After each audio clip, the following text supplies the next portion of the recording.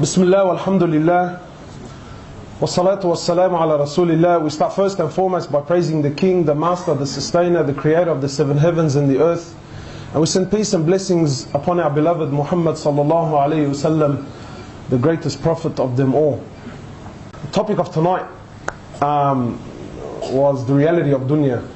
You know, my brothers, many of you, I'm sure you've either heard my talk on YouTube or you've seen it, or you know. But the reminder benefits the believer, and I wanted to start off the night with a very, very famous story. I've mentioned it to you guys before, I'm sure I have. It's very famous on YouTube. I believe Yusuf Estes made it very, very big lately. Now the story within itself, the asl of the story is that it's an Isra'iliyat. Yani it's the stories from the people of Banu Israel. And as far as the hukm on these stories is, the Prophet of Allah, he says, mention their stories. We don't say they're true and we don't say they're false. So we don't derive any halal, haram. We simply take the benefit, you know, from the moral of the story. But the story within itself, my brothers and sisters, and you know, as I share it, there's a couple of things I need to clear before I start, because I know some people get upset when I mention prophets, and I use language that is the boys. You know, I speak the language of the area. And some people feel that that's somewhat disrespectful, that you should better the language. And wallahi, my intention is because I know when I use that language, people understand it better. So let me clear this up with any, you know, I'm not doing it to disrespect, you know, the story in any way, shape or form. But wallahi, I do it so that the people, especially the younger boys, can really grasp the message. So that being cleared, I want you to live the story, you know. I really want the brothers and the sisters, don't be entertained by the story. Don't go, oh wow, look what happened to this guy in the story. I want you to imagine you're that person. Because wallahi, in truth, every person in this room has walked the shoes of this guy at one stage or another in his life.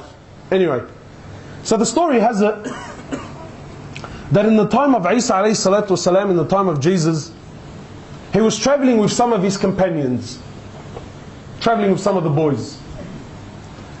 So then they reached an area, bro, and they had the munchies. So they got hungry. That's what I meant, yani, words like this, yeah.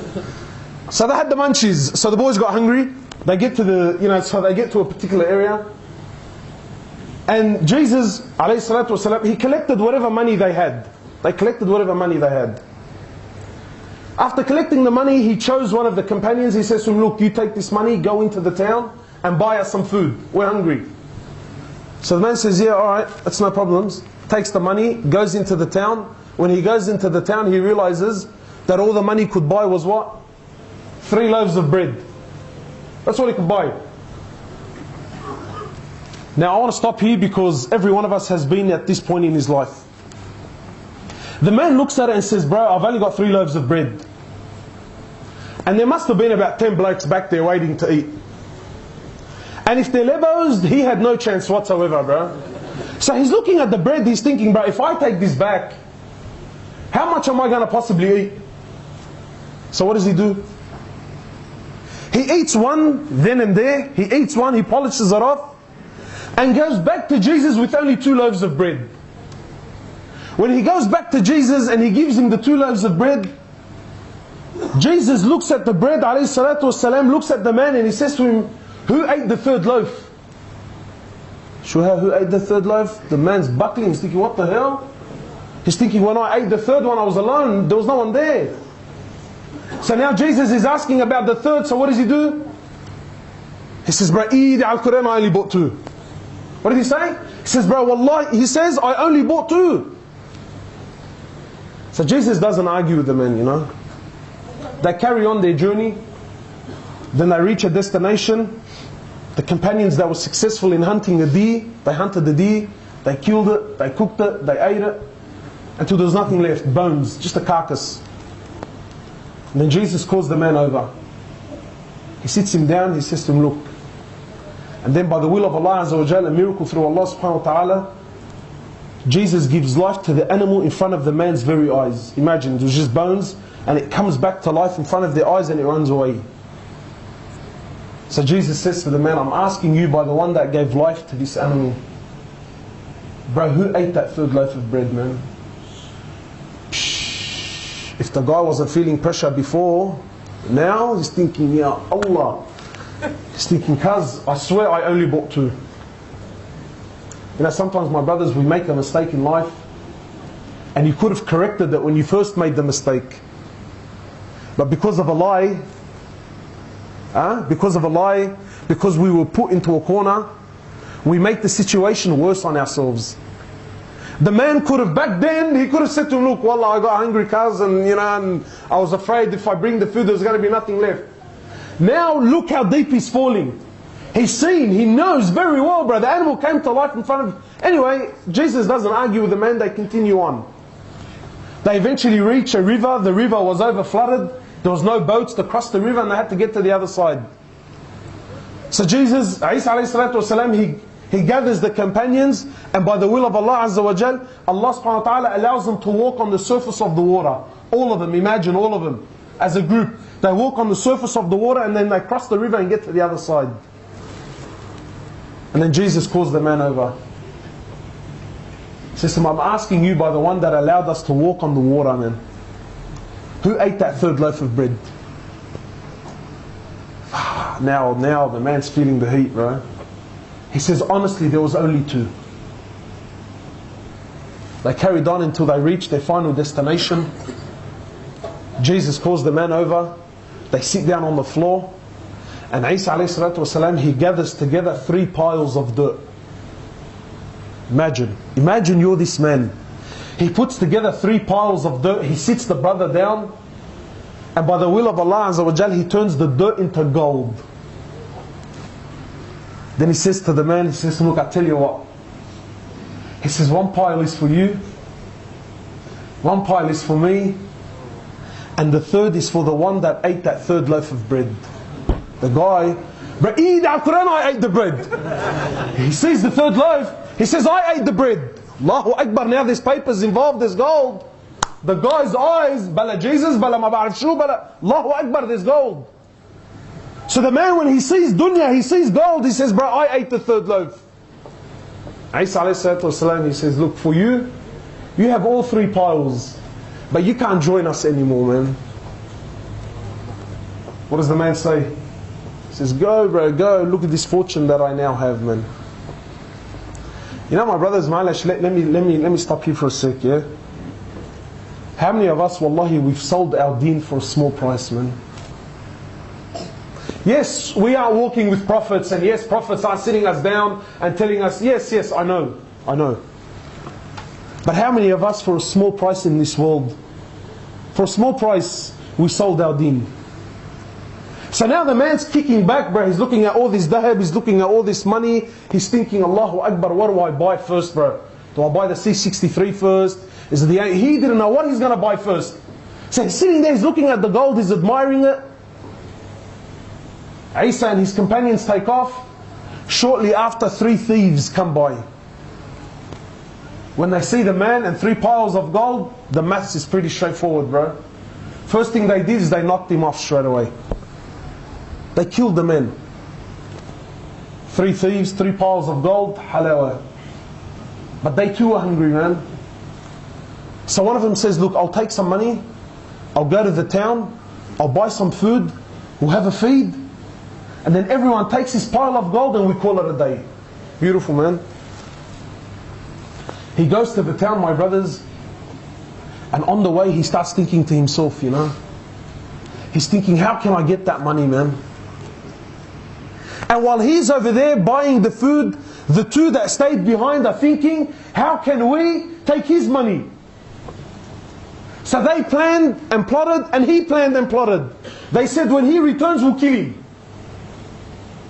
They said, what? When he returns, we'll kill him. And we'll split his share in half. When the man reaches the town, he buys the food, he says, bro, 100% they're going to do something to me. So what does he do? He poisons their food. He comes back with the food. Before he could do anything, they killed him straight away. As he knew, as he planned. Wallah, they sat down, they had a feed, and little did they know the what? The food was poisoned. Wallahi, shortly after they also died. Now Isa alayhi salatu wasalam and his companions, they're walking back. They seen their former companion. the 3 thieves, and the 3 piles of gold sitting there untouched. So Isa alayhi salatu wasalam, he looks over to his companions and he says to them, this is hayat ad-dunya. He says, this is the life of this world. And this is what it does for the one who runs after it, man. That's dunya, my brothers and sisters. Wallahi, you can run and gather and collect as much as you want. You're leaving everything behind. You know what? Wallahi, you're leaving everything behind. And my brothers, honestly, how many of us, we've sold our deen for a very small price. And some of you think, nah, cuz me, I'm a soldier. I'm a soldier. Wallahi, my brothers, the tricks of shaitan are far greater than us. When I was in the UK, one of the mashayikh there, he was sharing his story with us. And I heard it personally, yani. It's a very famous story. Just to give you an example. One of the mashayikh there, he says, I was hired by one of the masajid as an imam.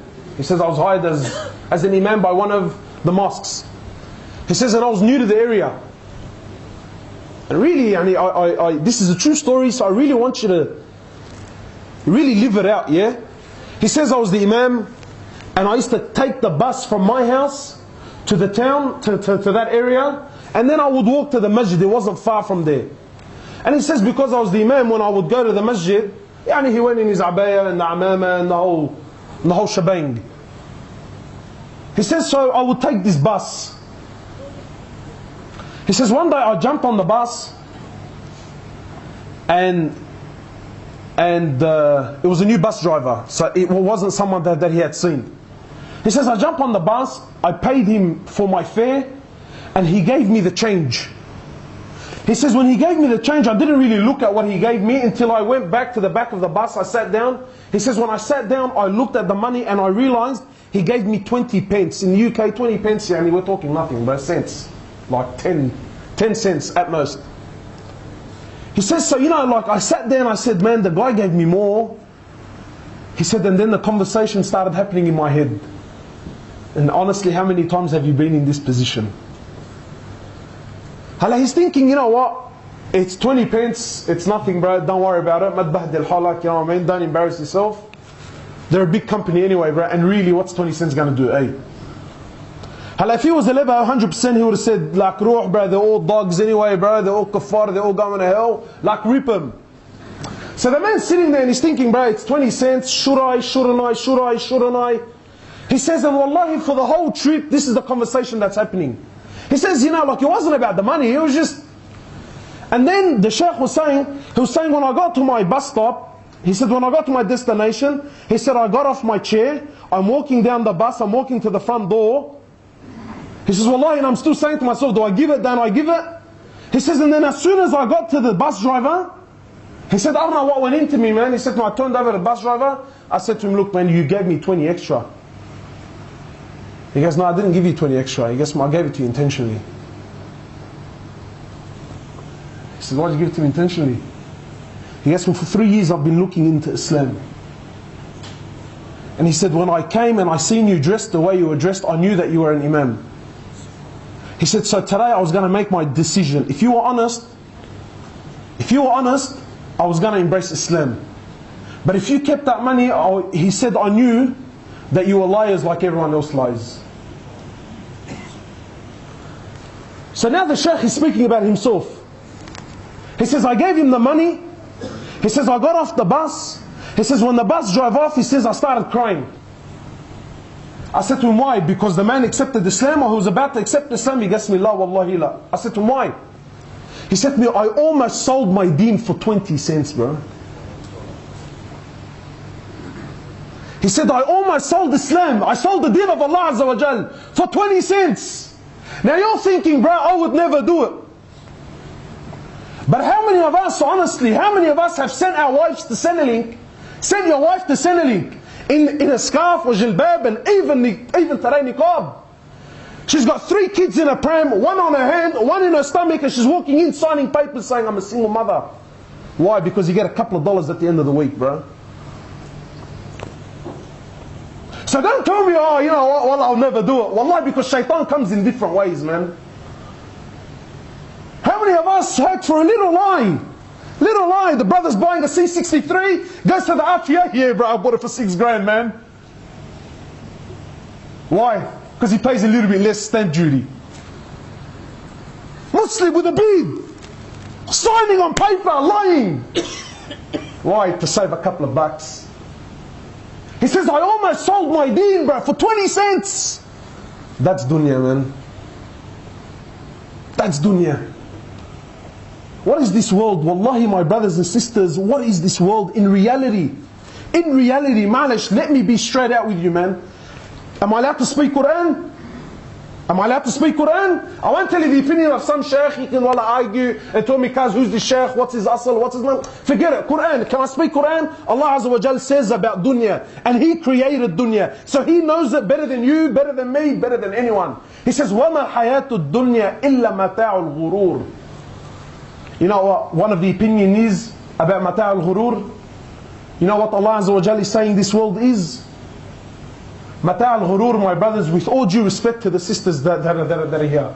Mata' al-ghurur is a rag the women used to use as a tampon. And it's not just a rag. Allah Azza wa Jal isn't saying it's a rag. He's saying it's a used rag. Yani it's already got blood on it and it's of no benefit to anyone. This is dunya. Not my words, Allah Azza wa Jalla is saying. And He created it. So He knows it for its reality. He says, this is this dunya. This is what you're running after. This is what every one of us, deep down in his heart, is dying for, waking up for, working 12, 13, 14 hours for, bro. This, for a used tampon, bro. And I wish it's that, bro. We're punching on now because of it. We're going to war on the streets now. Muslims are bluntly killing Muslims. Why? For used tampon. We've sold our deen. Wallahi, we've sold our deen. Go to any masjid you like any masjid for a Fajr prayer. And see how many people choose Allah over dunya. Go! I'm not going to tell you Allah. Go, your own masjid, choose the own masjid you want. Go there for Jum'ah. Then go there the next morning for Fajr. And then the same crowd. You know what's funny? You tell, Wallahi, brother, deen or dunya? Astaghfirullah, Kaz, what are you calling me a kafir, bro? Deen, brother, deen. Allah comes first in my life. Allahu Akbar, beautiful. You know, my brothers, Allah Azza wa Jal, He's not looking for words. If it's words, we're all awliya here. If it's words, forget it. I'm the biggest aflamja on the face of the planet, bro. I'm on levels. But Allah's not looking for words. What's Allah looking for? Action. Because actions, my brothers, they speak far louder than words. Far louder than words. The same ummah that tells you, brother, I believe in Allah. And I believe that Allah is a Razzaq. And I believe it's Allah who gives and takes dunya. These same people, for Salat al-Fajr, everyone is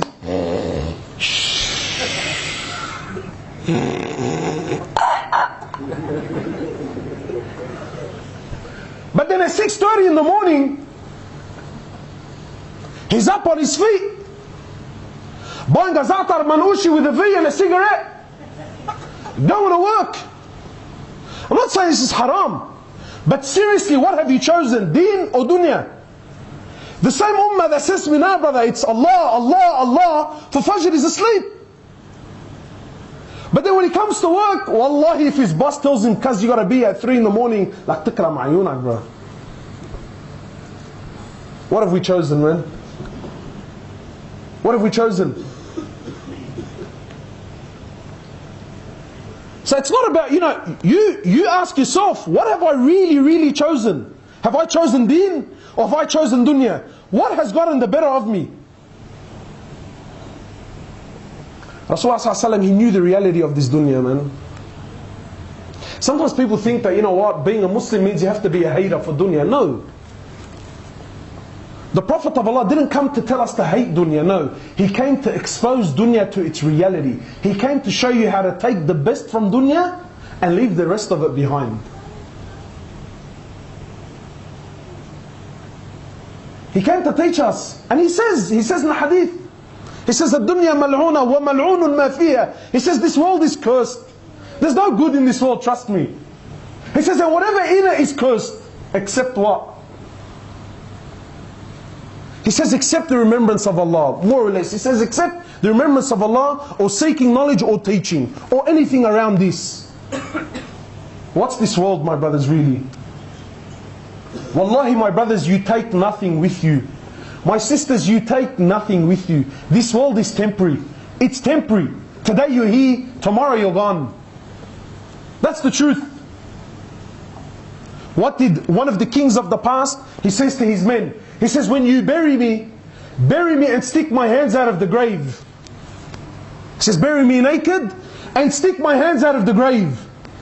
So his men were amazed. And they said, cuz, we understand that you want to go naked, alright. But why stick your hands out of the grave? He says, let it be known that this king, when he left dunya, he left empty-handed. He took nothing with him, bro. My brothers, wallahi, all your problems and all your dramas and whatever you're going through, it's going to finish as soon as your time in this dunya finishes, man.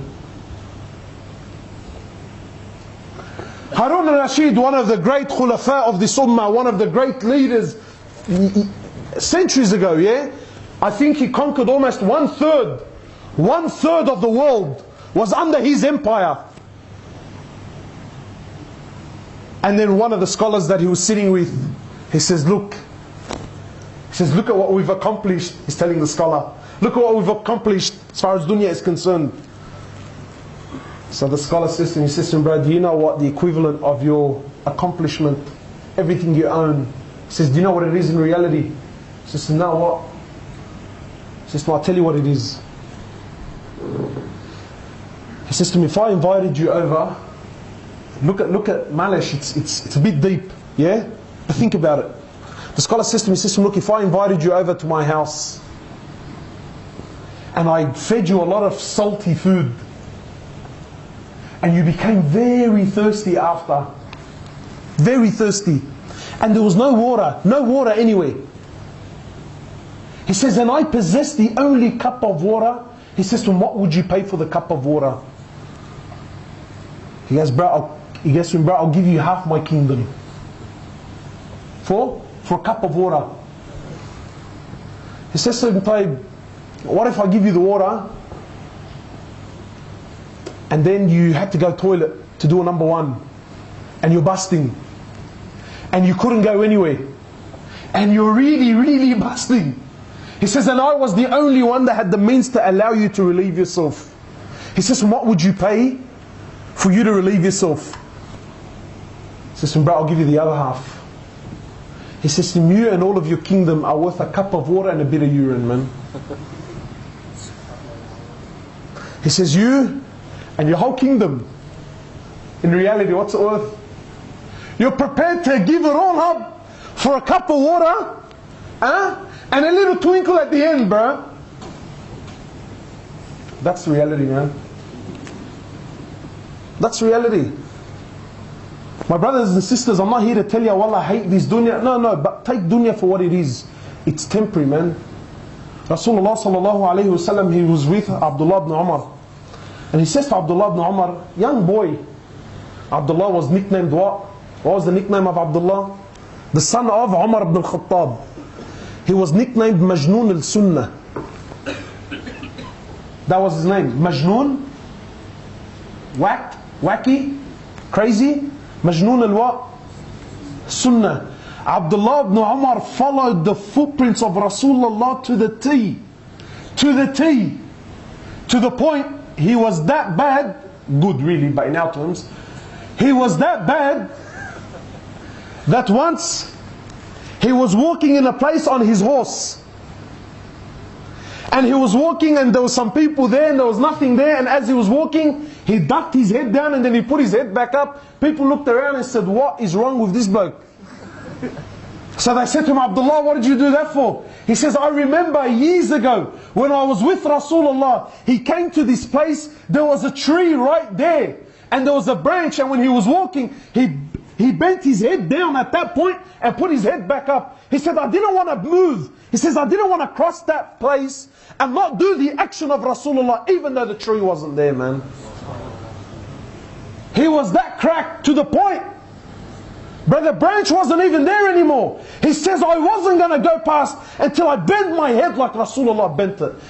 And he followed him to the T. Abdullah says, I was a young boy. He says, and Rasulullah sallallahu alayhi wasallam, he grabbed me by my shoulders. And for the Arabs at that time, when you grab someone by his shoulders, what does it mean? It means, bro, what I'm about to tell you now is very important. So Abdullah is saying, Rasulullah sallallahu alayhi wasallam grabbed me, bro. Look at this honor, man. He says, he grabbed me by my shoulders and he says, Abdullah, he says, كن في الدنيا كأنك غريب أو عابر السبيل. He says, Abdullah, live in this dunya like a stranger, like a traveler. Abdullah says, Wallahi, from that day on, he says, if I live to see the morning, I never planned on seeing the night. And if Allah gave me life to see the night, he says, by Allah, I never planned on seeing the morning. Look at the example, look at the analogy Rasulullah ﷺ is giving us. A traveler, a stranger. My brothers, have you ever been to a place and you're a stranger?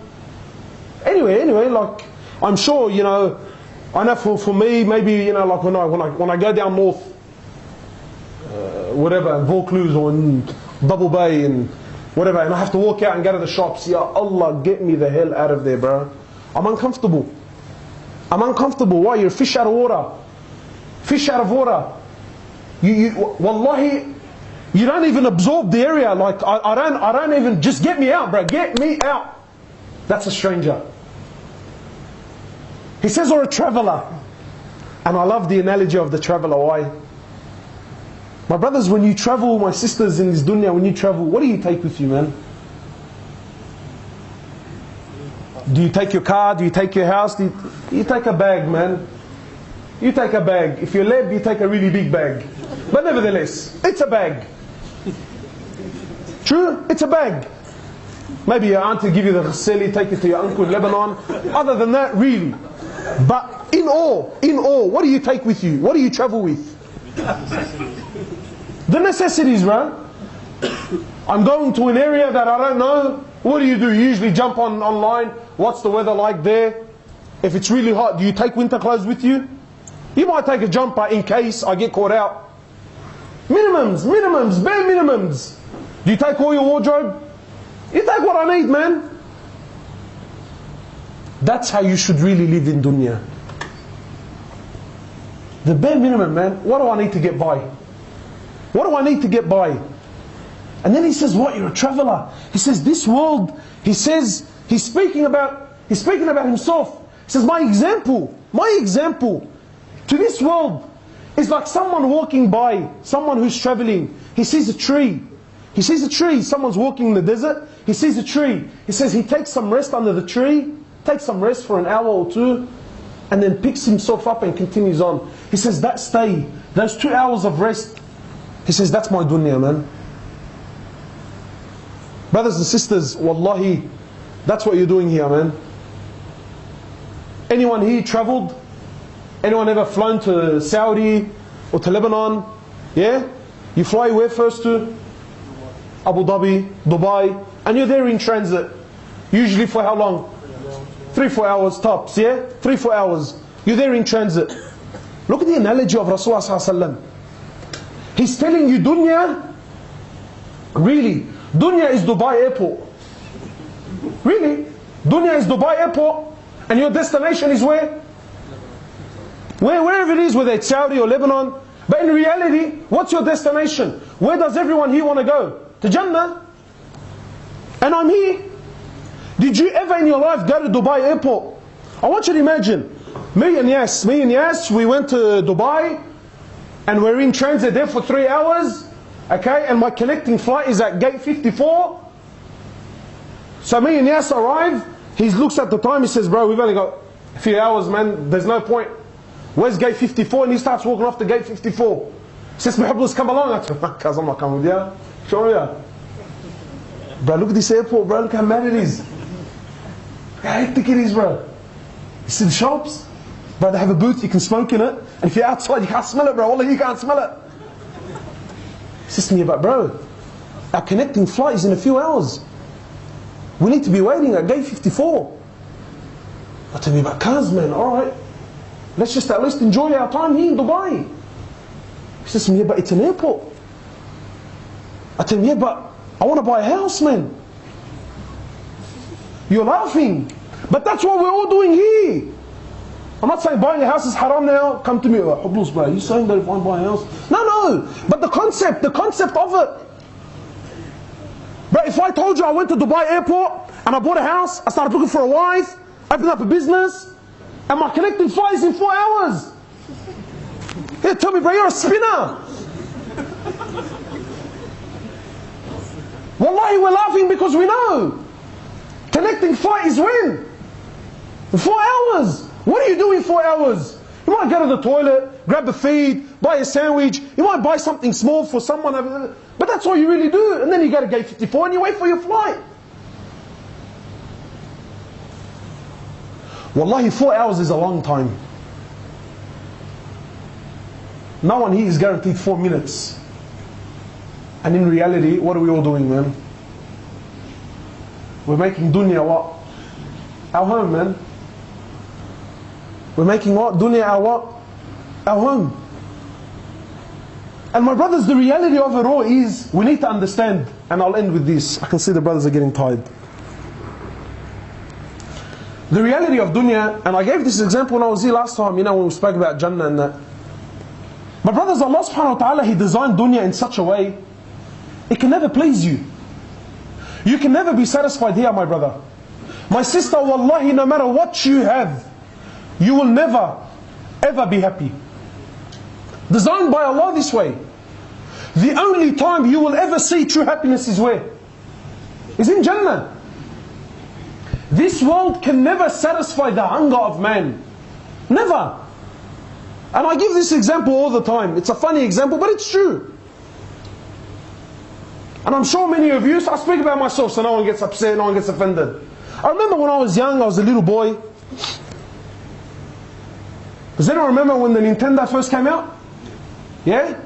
But the original. The box one, the one with had the duck hunt. That. When that thing came out, bro, I couldn't care less about anything else in the world. All my happiness and all my fikr and all my concern and all that I ever wanted to live for was that Nintendo, bro. Little. I was a young boy, man. Mom, dad, I'll clean the house, I'll clean the car, I'll clean my shoes, I'll clean this, I'll clean that. Please, please, please, please, please, please. And everyone else around me is buying it. And wallahi, you know, subhanAllah, man, at the time, my mom and dad were doing a hajar, bro. So this Nintendo business, like, روح كحش حالك, man, Allah تركني من على القضية, bro. But in my heart, I'm burning, I want it. Why? Because I was convinced, like you're convinced that the house you want to buy is going to bring you happiness. Like you're convinced that the car you really want is going to bring you happiness. I was convinced, same, that this Nintendo was going to change my life. Until my mom eventually, she saved up enough money. And then Allah yarda alayha, she bought me the Nintendo, bro. And wallah, my smile was from ear to ear, man. Happiness, true happiness. I didn't know how school would finish.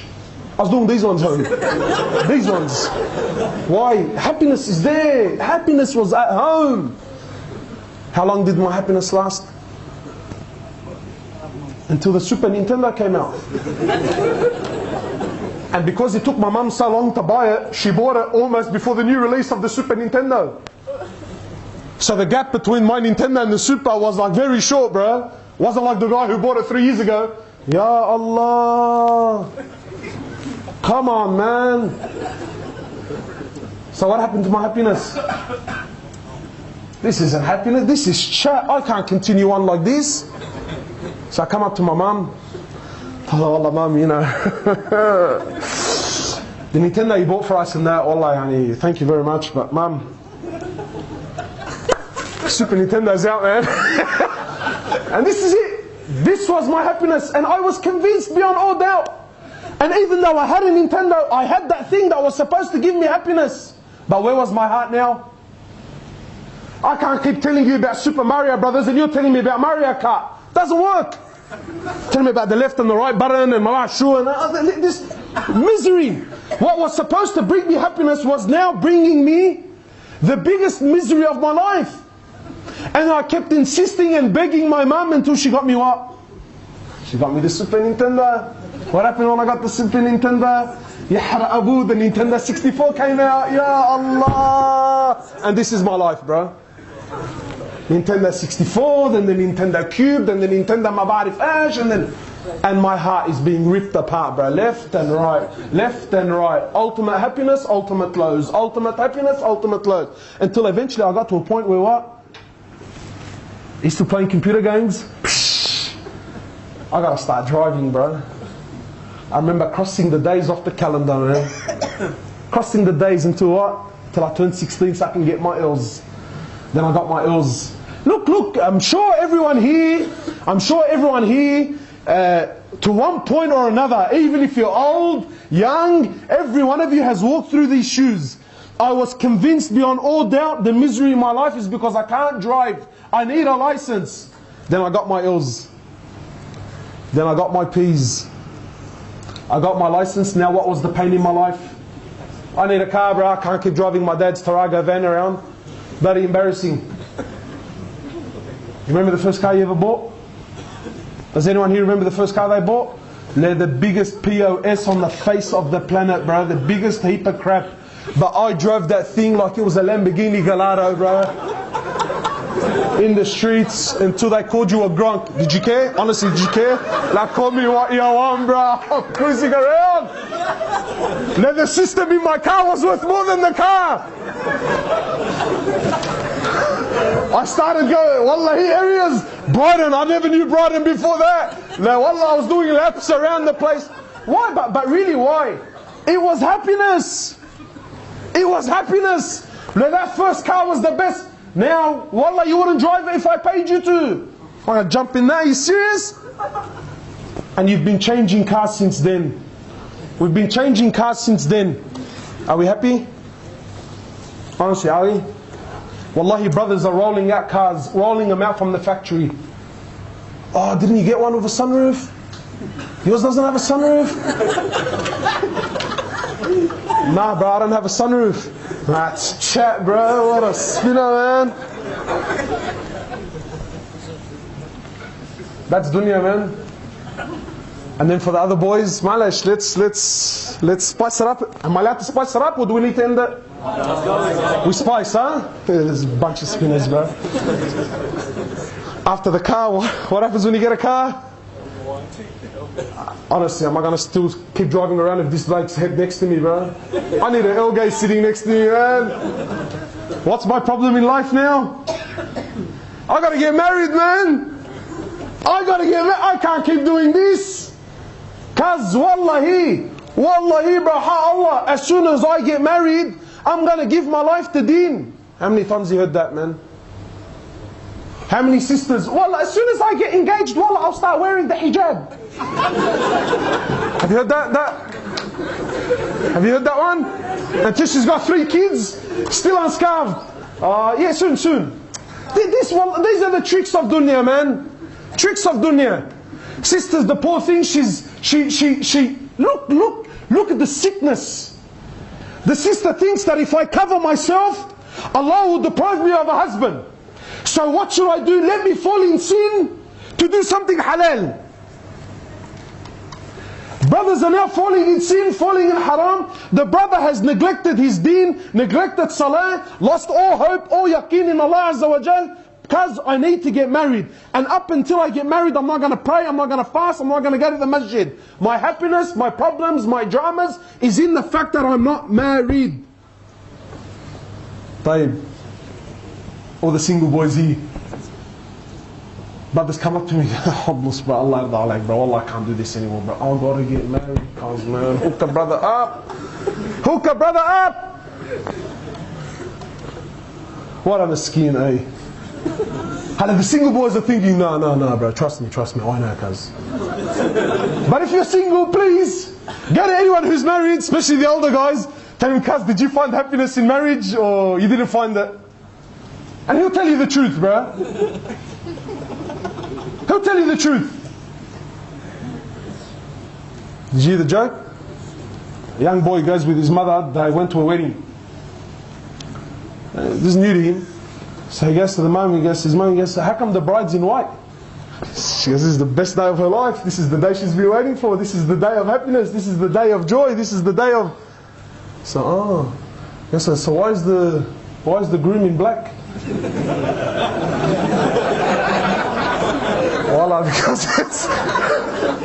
And that's the truth, man. That's the truth. Every one of us here is convinced that, cuz, when I get married, I'm going to find happiness. And I walk those shoes. People start telling me about what? The honeymoon.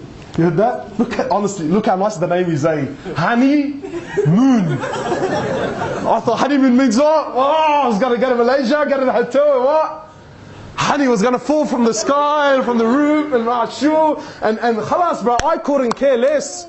Wallahi, some brothers, when it comes to marriage, he's so convinced that this is his happiness. He ends up marrying a woman that's not good for his deen. A woman that all of his family is totally against. Wallahi, we do the ajaib. We do the ajaib, bro. We marry, oh my heart. People, you think, cuz, what were you thinking?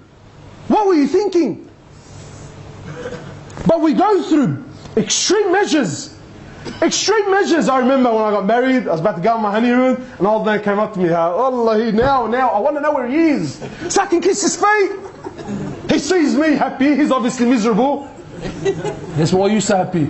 To shahr al-asal, I said, I'm going on my honeymoon, bro.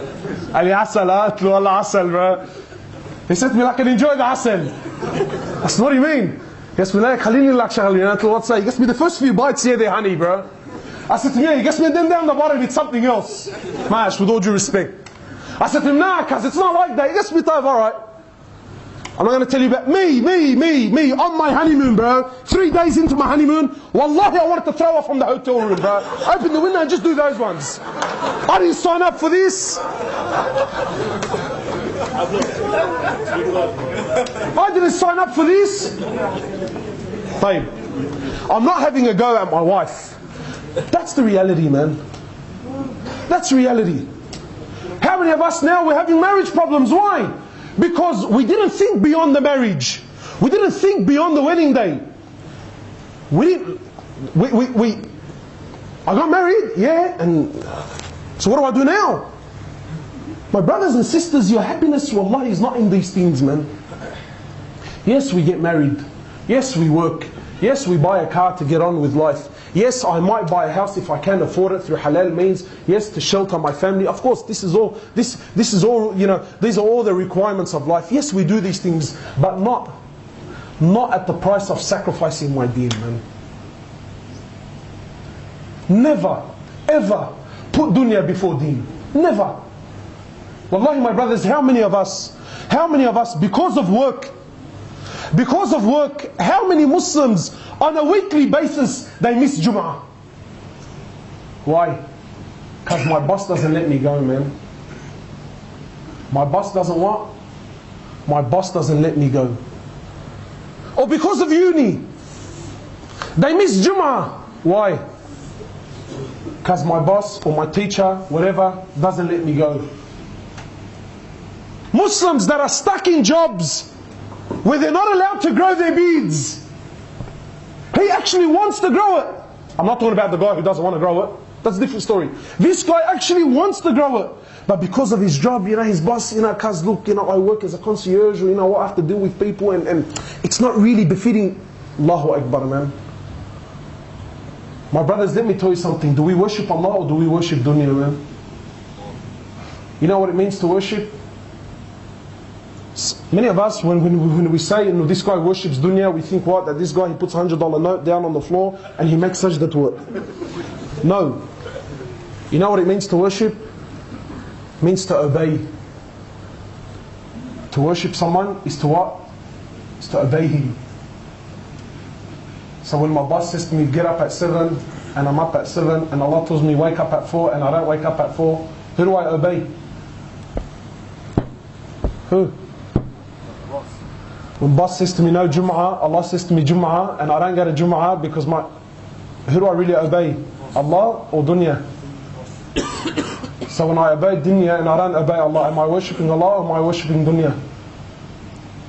Ooh, it's a big one now, eh? That's a heavy one, huh? Brothers and sisters, that's reality, man. That's reality. This world, my brothers, is wallahi, you take nothing with you, man. You take nothing with you, bro.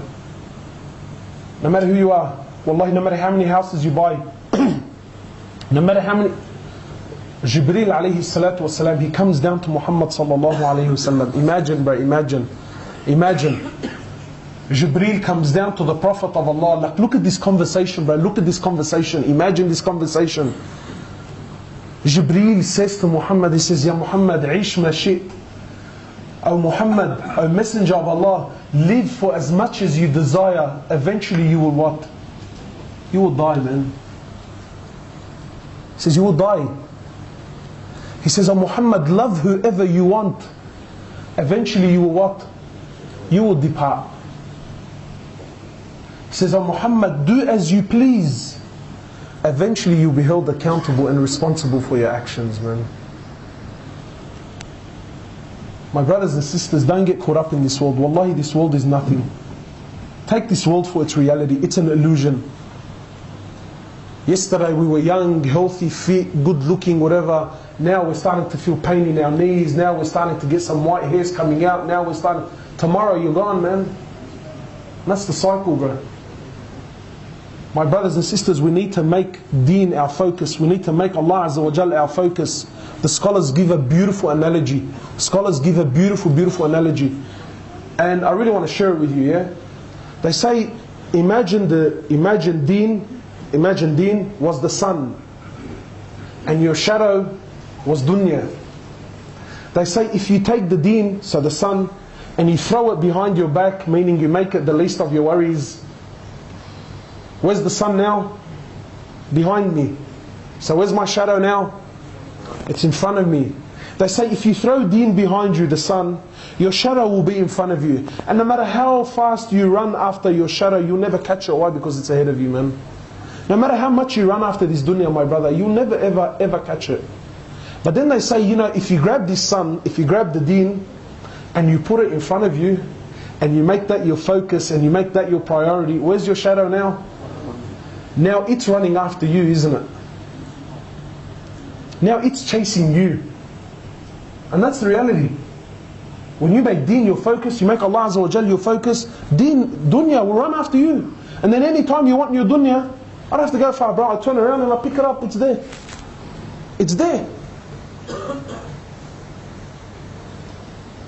My brothers, malish, we've gone too long, man.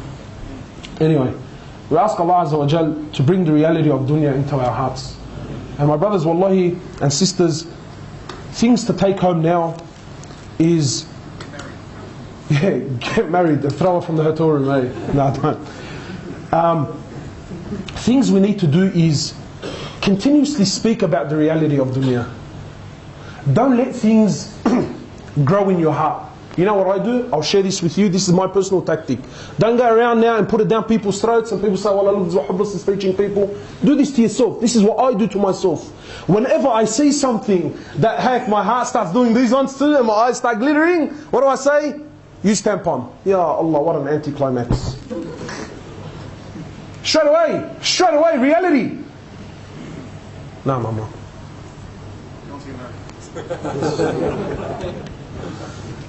Huh? Straight away. Don't let things grow in your heart. When brothers are sitting there and they're talking about something, talking about dunya, talking about how mad this is and how hectic this is, with wisdom, try to redirect their focus. Try to redirect their focus. And this is what Rasulullah ﷺ did after one of the battles. One of the companions, you know, after the battle, the companions used to take the booty of war, whatever was left, the gold, the silver, the knives, whatever was left, swords. So one of the companions, and for companions this was the most halal money. So anyone you killed, you took whatever he had. So companions used to take this and then they used to trade amongst one another. So one of the companions, he traded so much till he made the most money on that day. He made the most money. So he comes to the Prophet of Allah, he's happy. He says, "O Prophet of Allah, no one today was more successful than me." Meaning what? No one made more money than I did. So Rasulullah look at our teacher, man. He sees what?